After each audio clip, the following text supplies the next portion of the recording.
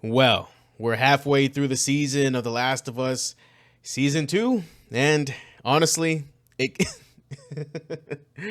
it kind of sucks. Like, I don't exactly hate the season, but it's so goddamn hard to find anything good for the season.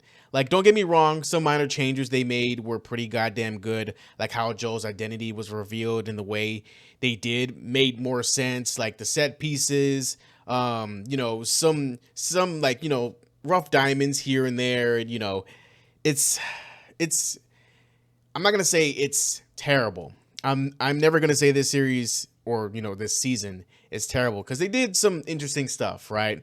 But the main drawback for the series is the lack in believability and likability. Like minor things like clothes to not looking so worn and torn after so many fucking years, right?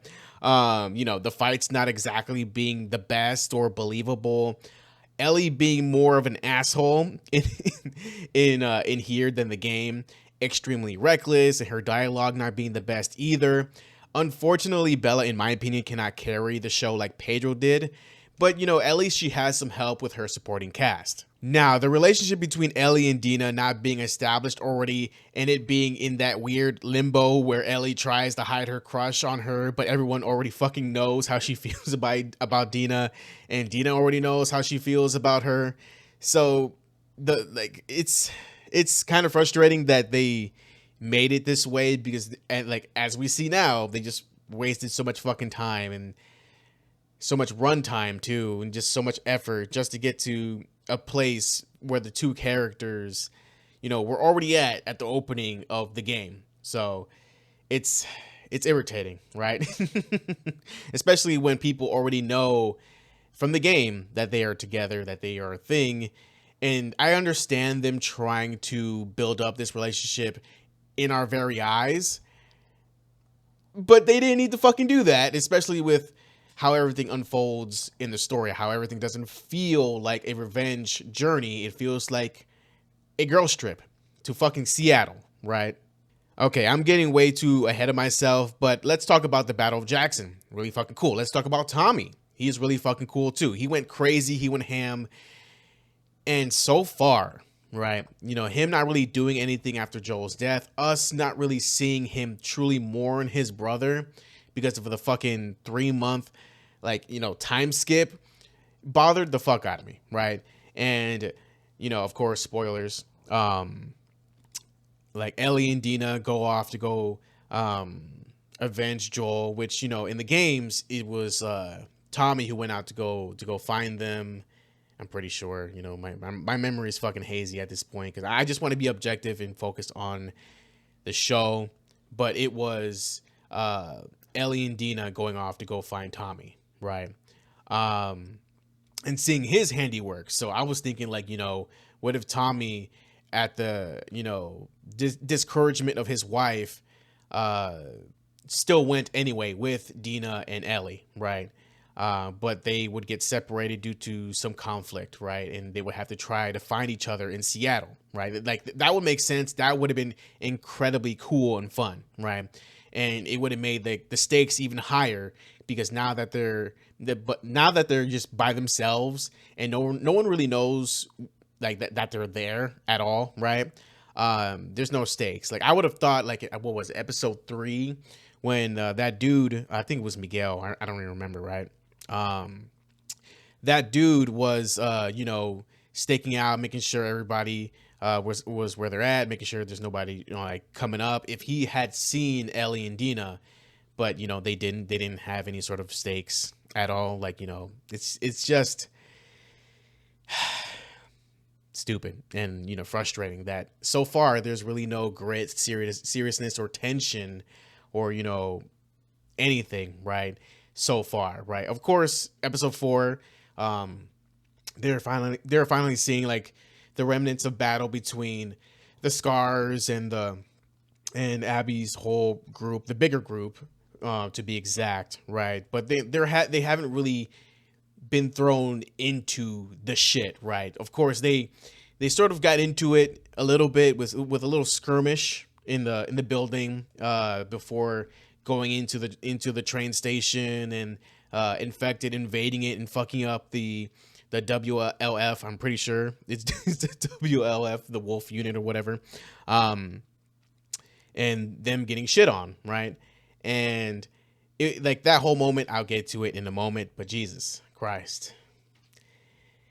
I'm just still on the fact that they robbed us of a perfectly good chance to make a beautiful, wonderful, like just sad episode of just everybody mourning the people they've lost and everybody mourning the death of Joel. But yeah, they didn't do that. We got a time skip of everyone basically going back to the status quo.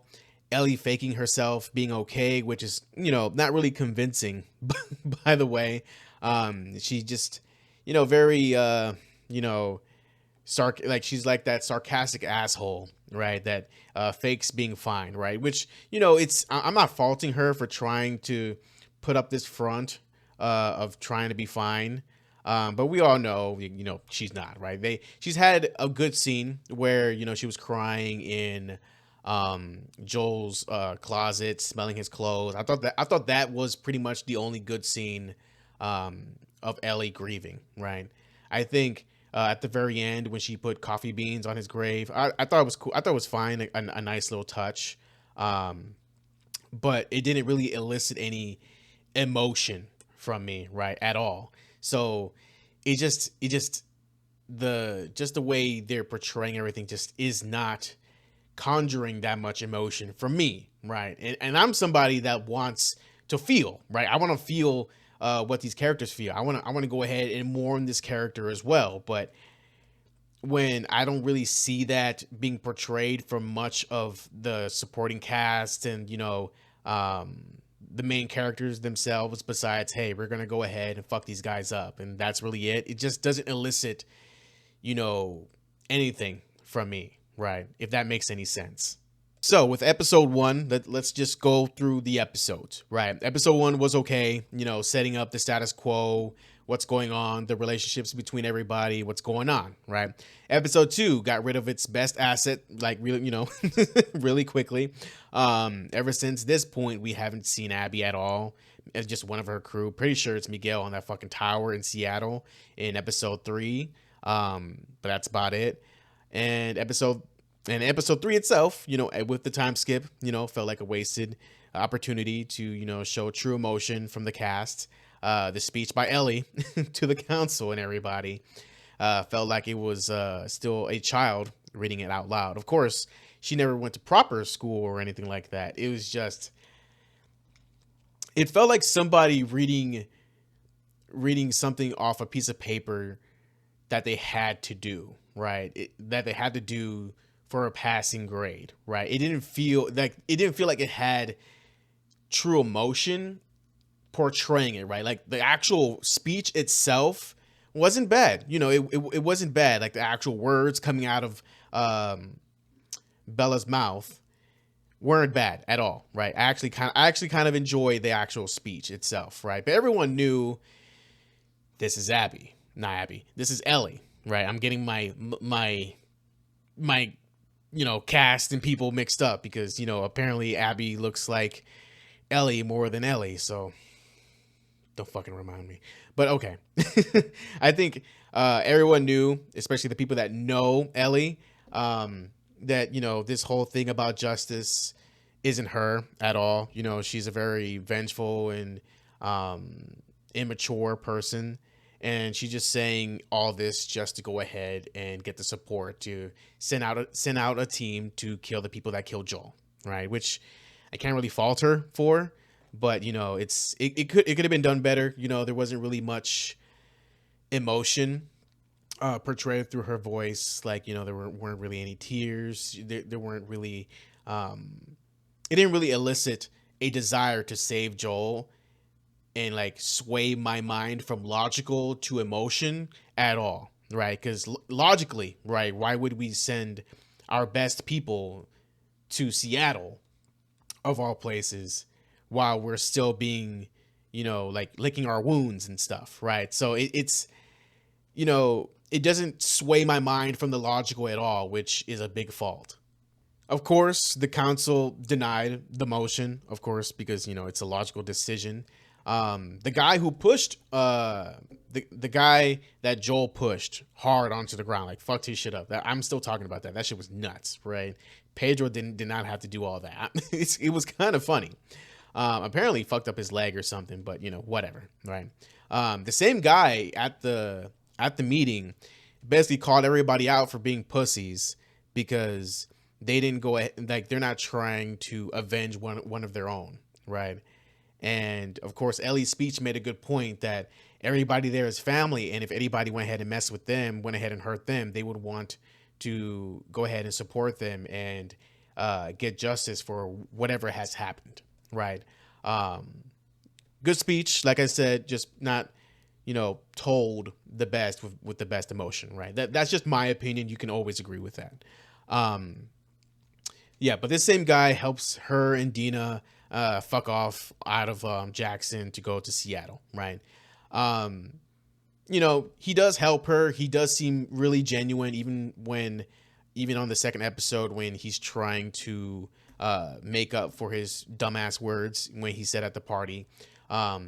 Ellie, who is still immature this entire time, doesn't really, even towards the end when she shakes his hand, it felt forced. Like she didn't really give a fuck. Like she was just doing it because, he helped. So, might as well. Right. It didn't feel like she forgave him, which, it's very immature. Right. Yeah, that's really it on that part, honestly.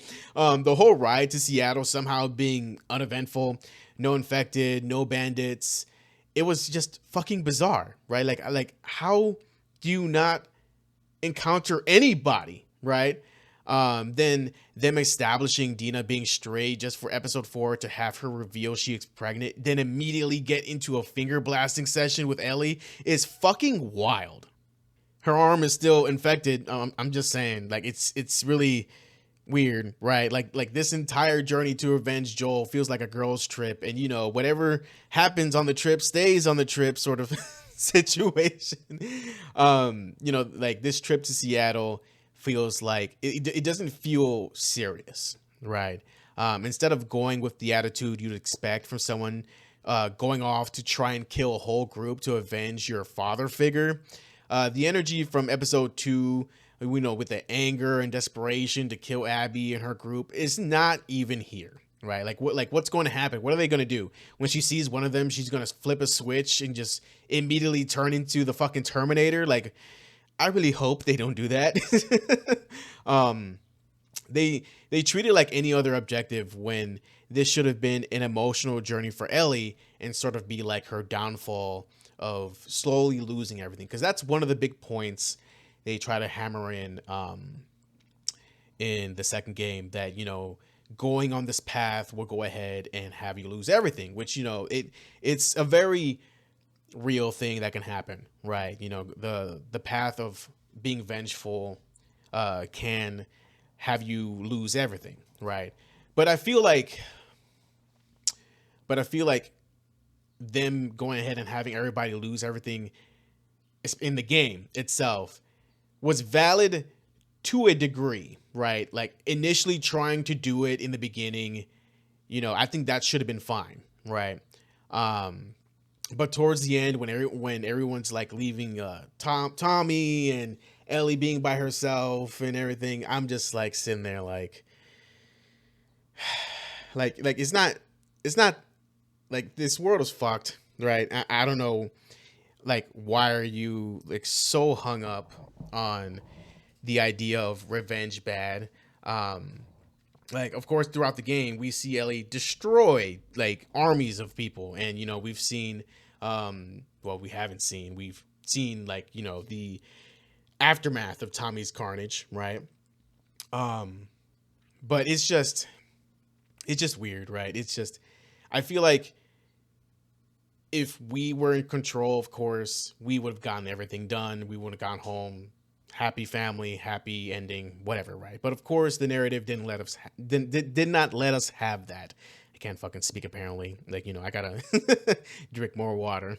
But back on track. Like this whole journey is not one of self-discovery, sexual or otherwise, right? But if they did want to kind of incorporate that aspect, they could have had it to where Ellie is slowly letting her emotions get the better of her. Her slowly crashing out and Dina trying to help soothe her anger, be her peace, but holding a big secret where it gets revealed like, in the heat of the moment of something serious happening. Could have been really interesting, right? Just like in the game, where uh where Ellie basically just kind of like gets really fucking mad at Dina and calls her, I forget what she calls her, but basically just gets mad at her like, hey, I don't want to just worry about you now. Now I'm worried about you being pregnant and having a child, and now she feels pissed off about it, right? Which is valid, which everyone had a really big issue with the pregnant woman from Abby's group, right?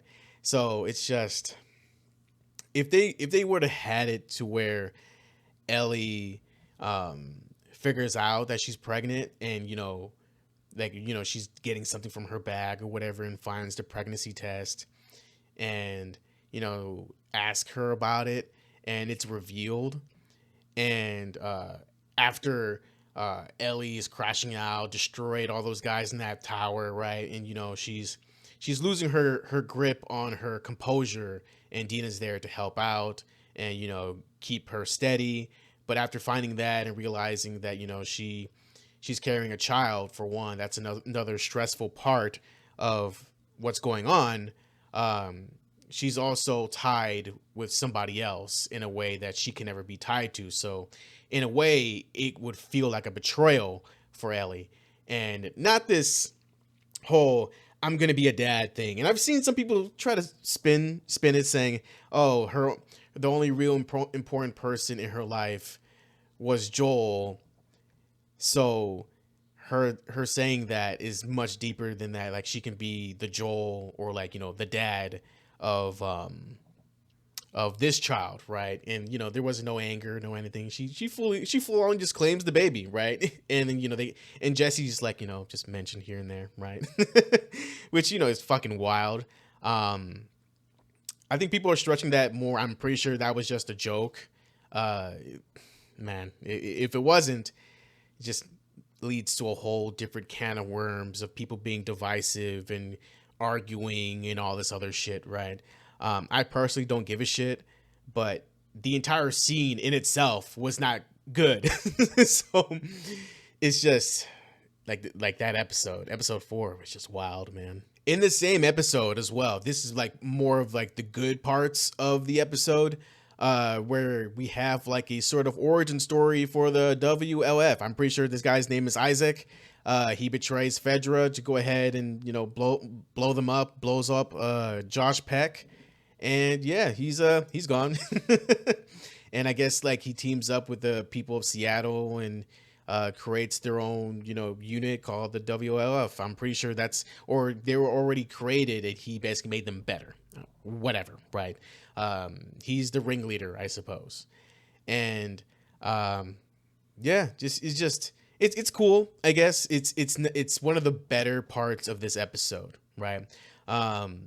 It is kind of weird that they are showing us like the fucked up parts of the WLF, or whatever, and then like we're seeing like very sympathetic scenes of the Scars getting tortured and all this shit and that, but we don't really see the opposite.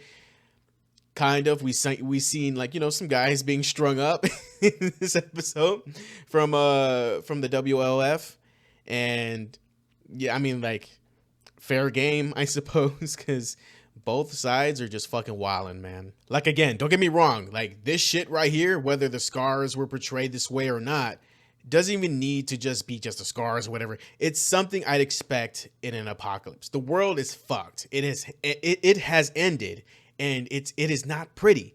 The grit, the horror, the seriousness feels extremely weak in this whole season, besides specific key moments just to go ahead and move the plot along, right? The whole season feels like that sarcastic asshole you have to remind to get serious when shit hits the fan. The exact same thing could exemplify Ellie in this season too. And the excuse of her, being a kid or whatever does not apply here anymore. There's no excuse anymore, at least not to me. So let's just move on, right? The infected scene for me was too short, and how they escaped was kind of funny. Instead of running on top of the fucking train to safety, they decided to jump in the train and almost get eaten for it, right? So there are just a bunch of questionable things in this season, right? Just now, let's just get to the defenders of the show, saying that this is just a masterclass show, top tier. I don't know what the fuck they are watching, but this is far from a masterclass in writing, especially when the game is not so beloved in of itself, and the writing there isn't the best either, right? Do I think they could have made better decisions to help make the story feel better, mesh well, which I thought was the case when, they made a much more natural lead up to Joel's death, right? But up to episode 4, from that point on, like, things have taken a turn for the worse, at least in my opinion, at least for me.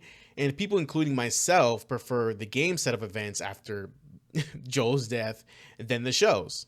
But yeah, so far the show, this season is really disappointing. Like, it has its highlights. Dina, Joel, Jesse, and Tommy are pretty good most of the time. The Battle of Jackson was pretty, it was good, right? How Joel dies was a bit watered down, but what led up to it made it better than the video game. I think the therapist character gets way too much screen time, and it's the writer's, personal character to tell people what to think and feel. Tommy did kind of piss me off with him dissing Joel, saying that, I feel like how he does things, how he lets his emotions get the better of him and drive his decisions. It has rubbed off on Ellie and so on. I'm like, bro, they like your brother has just passed, right? What the fuck? Right? Like, what's going on here, man? Like, you go ahead, sit down, drink a beer with this fucking therapist and start talking a little bit of shit. Like, come on, man. Like it's him, like, saying all this kind of put Tommy, like, lower on my likability list. But I just really hope they do something with him this season. I really do hope so. I'm pretty sure he's going to come to Seattle to get Ellie and Dina back. So I'm pretty sure that's going to happen. Speaking of Tommy, the council that he's a part of, honestly fucking useless, because all they do is make rules that our vehicle just ignores. They don't fucking matter, right? How Abby says she doesn't kill, or like her group doesn't kill unarmed people, is fucking cap, because as soon as we see episode 3 and 4, like, it's plain to see the WLF are playing fucking murderers. So they are not the good guys.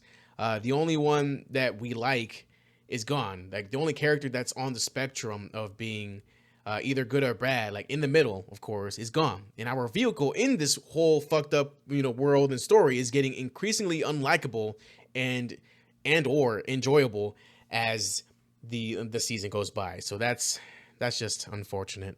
My rating for episode 4 is a 5 at best, because the only positive to the episode was the set pieces. Hell, the whole season had incredible set pieces, right? The take on Me Singing by Bella was good. I can admit that.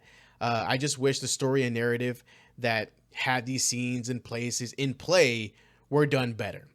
But what do you guys think of this season so far? I'll keep you guys updated. But man, the quality of the show of this season so far, and if it continues to be this way, just take your chances and play the Last of Us Part 2. Like honestly, maybe this was Neil's big plan all along.